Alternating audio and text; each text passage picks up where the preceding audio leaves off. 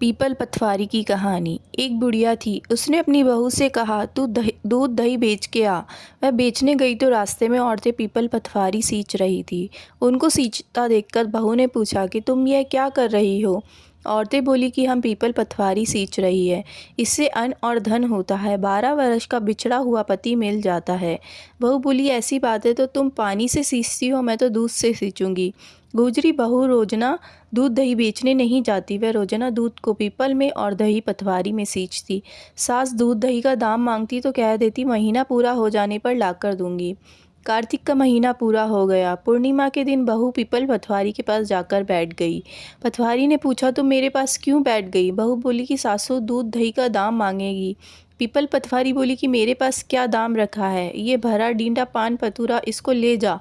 बहू ने वही ले जाकर कोठरी में रख दिया और डर के मारे कपड़ा ओढ़ कर सो गई। सासू बोली, पैसे ले आई बहू। बहू बोली, कोठरी में रखे हैं। सासू ने कोठरी खोल के देखी तो हीरा मोती जगमगा रहे हैं।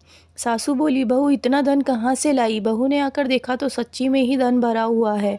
बहू ने सास को सारी बात बता दी। सास ने कहा, अब की कार्तिक मैं भी पतवारी सींचूंगी। कार्तिक आया, सास दूध दही तो बेच आती, हांडी धोकर पीपल पतवारी में चढ़ा देती। आकर बहू से कहती, मेरे से दाम मांग। वह कहती, सासू जी कोई बहू भी दाम मांगती है। मगर सासू कहती, तू मांग।